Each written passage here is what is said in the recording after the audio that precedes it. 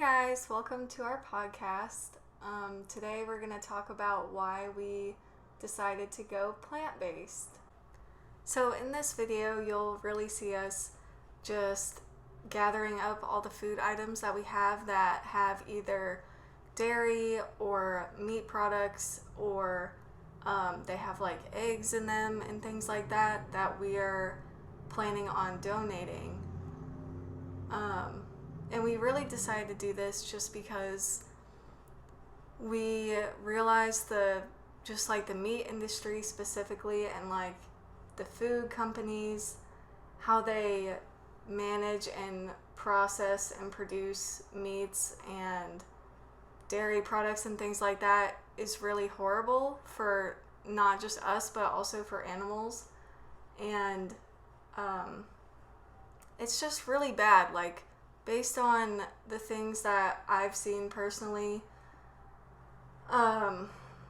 it's just the farmers and the companies, they feed animals just horrible things like antibiotics and different types of steroids and things like that to make the meat, like the animals, stronger and better and more immune to just all different types of diseases, which in turn, once those are cooked, we're consuming that. We're consuming all of the medicine, the diseases, and all the things that went into those animals that we have no control over.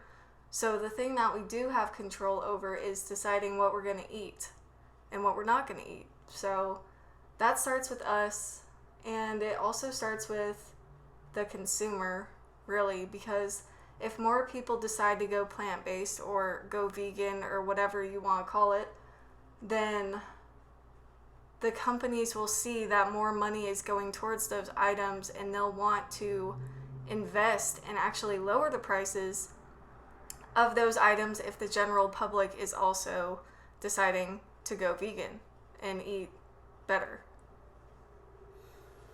So the background and the nutrition tips to this really incorporate us not eating meat, period, because if you look at the anatomy of a human being, we really weren't built to eat and digest meat.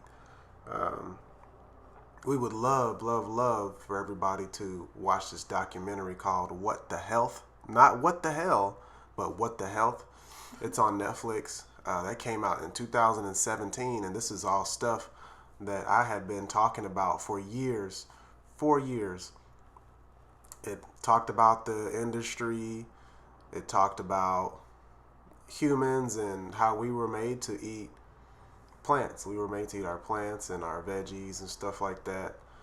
And so we really just made a choice because we got fed up, and we just had to purge all of the animal products because we see what's happening, and our health will ultimately benefit from this purge, because you see people in the documentary, from the What the Health documentary, the Netflix documentary, you see them benefiting in as little as 2 weeks. And with us, we've already seen a difference just from cutting out meat once to 3 times a week. We first started with meatless Mondays. We'd have something like potatoes and veggies or beans and rice, stuff like that. And before you knew it, we were only having meat probably like once a week on like Friday or something like that, or on the weekend, 2 days out of the weekend. So I think it's very important for us to really dive deeper into what we are putting in our bodies. I know a lot of stuff we like, our comfort foods, like our cookies, our ice creams, our lattes and stuff like that. But if you look a little bit closer at what's inside of your food, you will be very surprised to see where it comes from, what's in it, and how it's affecting your body. And not even that, like not just the one documentary, but the countless documentaries that go really in depth and are basically like whistleblowers to like the food industries and just companies that really they only care about making a profit, and they don't really care about what the consumer ends up eating.